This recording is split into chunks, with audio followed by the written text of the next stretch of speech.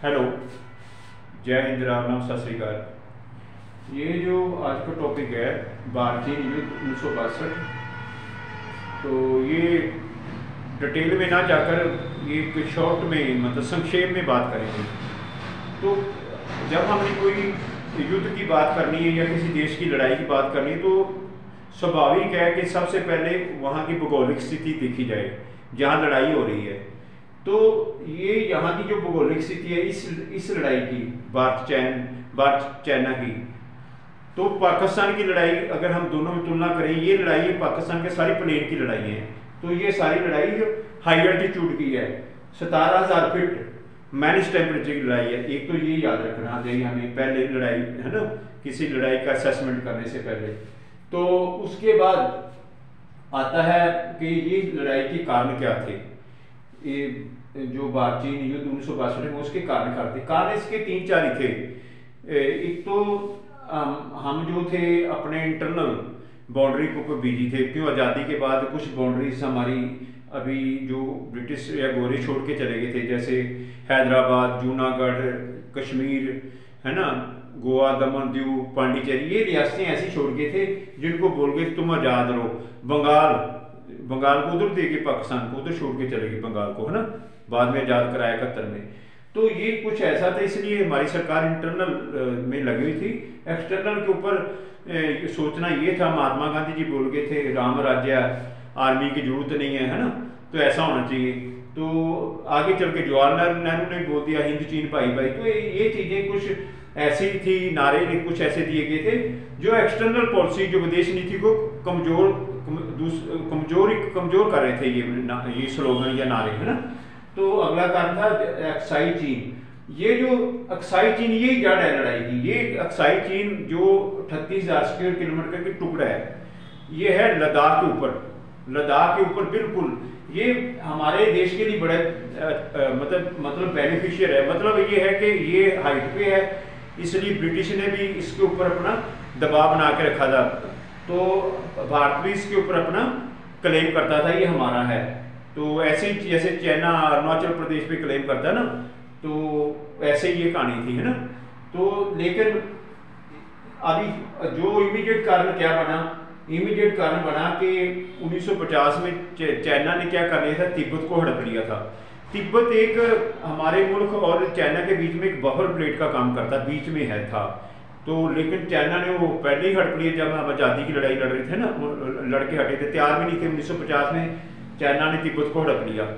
तो उसके बाद वहाँ जो सड़क वगैरह जो निकालनी थी वो यहाँ से होकर जानी थी, अक्साई चीन से होके। तो यहाँ से इंडिया उसको बोला था जो मेरा है ना, ये हमारा है, ऐसे इंडिया क्लेम कर रहा था। तो इसलिए ये अक्साई चीन चाइना के लिए, चाइना के पास चाइना के कब्जा था, लेकिन ये वर्बल क्लेम कर रहा था इंडिया। उसके बाद जो इमीडिएट कारण हुआ लड़ाई का छिड़ने का, वो कारण जिसने जहर बोली 2-3 साल के अंदर, वो था दलाई लामा को जो शर्त दे दिया जवाहरलाल नेहरू जी ने, है ना। तो 1959 में दलाई लामा को अपने इंडिया में आने के लिए बोल दिया कि उनका तिब्बत देश का धर्मगुरु था ये दलाई लामा, है ना।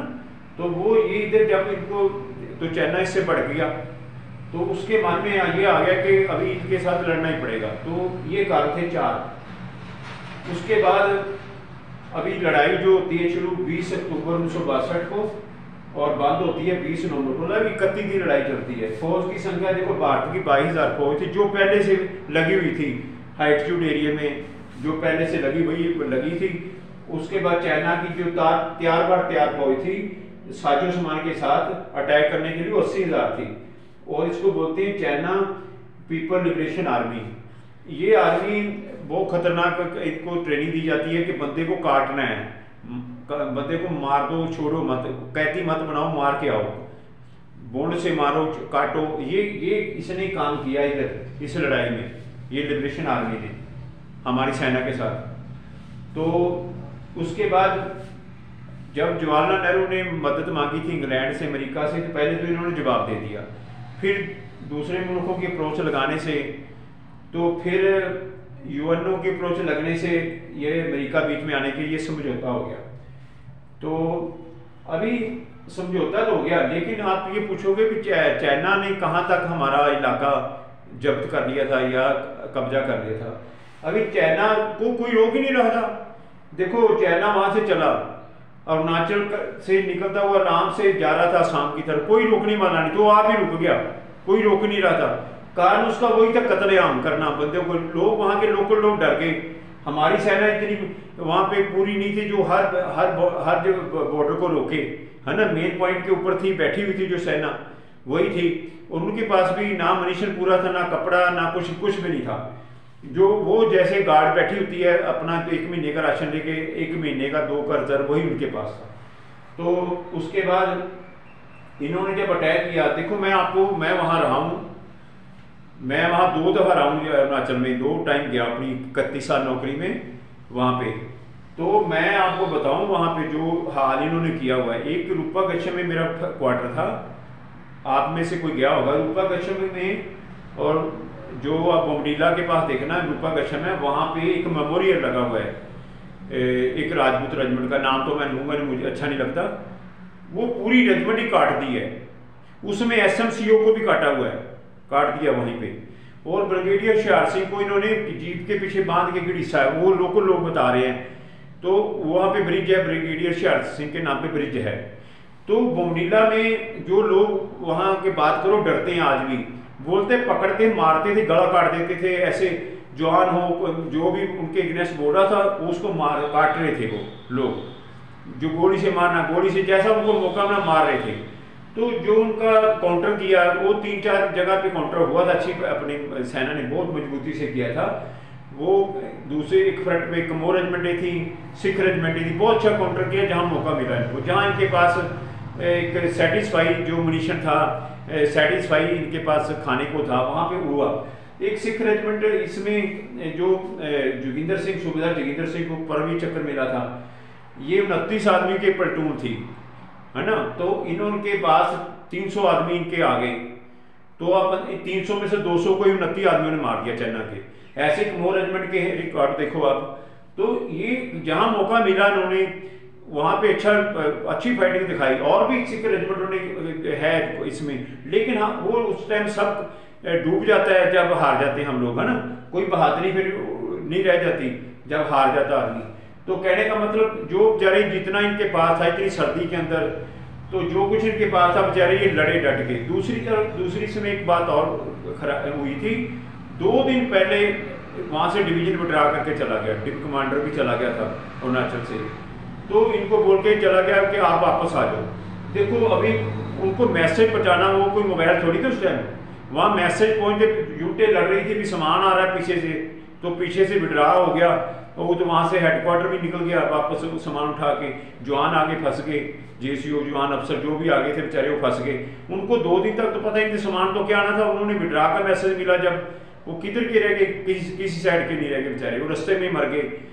और उन्होंने जो चाइना ने सारे रास्ते बंद कर लिए हुए थे, देखो इतना उनके पास इंटेलिजेंसी मजबूत थी उनकी, सब रास्ते बंद थे उनके, उन्होंने कर लिए। सब नालों के ऊपर कहीं से भी बंदा नहीं जा सकता था, इतना मजबूत उन्होंने, पूरा उनके पास मैप था।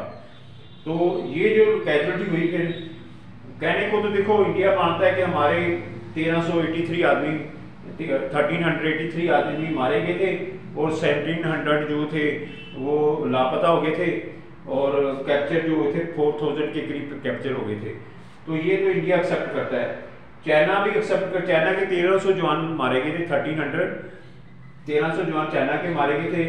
तो ये कैजुअलिटी हुई। लेकिन इसके बाद जो सुलह हुई थी उसमें ये अच्छी बात ये हुई कि अक्साई छोड़ने के बाद, वो तो उनके पास ही था, हमने यहाँ पे जो अक्साई के ऊपर जो क्लेम बंद कर दिया अपना, वो चाइना के पास चला गया। लेकिन उसके बावजूद अगर चाइना ने ये अच्छा काम किया, एक पड़ोसी वाला काम किया कि हमारा इलाका अरुणाचल वाला खाली कर दिया, जैसे थे वैसे उन्होंने वापस कर दिया। ये ऐसा एग्रीमेंट हुआ कि जो इलाके चाइना ने जीते थे, अरुणाचल का इलाका सारा, ये वापस कर दिया, जैसे थे हो गया। लेकिन ये इलाका जो उसका था अक्साई थी, इसके ऊपर फिर भारत ने, इंडिया ने उनकी डोमिनेंट, जो उनका डोमिनेंट था उनको एक्सेप्ट कर लिया कि आपका ही है, हम क्लेम नहीं करेंगे, ये है। तो अभी कहने का मतलब है चाइना के साथ फिर वही चल रही है, छोटी मोटी लड़ाइयाँ चल रही हैं। गलवान चला पिछले साल, है ना। तो ऐसे ही अभी चाइना के साथ फिर चल रहा भाई कहानी हो रही है। तो ये कहने का मतलब है कि इस लड़ाई के बाद ही सेना जो भारत की सेना मजबूत हुई और अभी हमारी सेना दुनिया के 5वें-6वें नंबर के ऊपर है, ठीक है। लेकिन साजो सामान हमारा अभी पुराना ही है, ये आपको भी पता होगा सबको। तो कहने का मेरा मतलब ये था कि ये भारत चाइना युद्ध जो है इसका एक मोटा छोटा सा मैंने ब्रीफ बनाया है, सोचा चलो मेरे पास टाइम है तो मुझे भी नहीं पूरा पता था। हालांकि मैं इस जगह पे अरुणाचल पे 2 टाइम गया हूँ, वहाँ पे इनके मेमोरियल सब जवानों के देखे हैं, रोड के ऊपर मारे हुए हैं।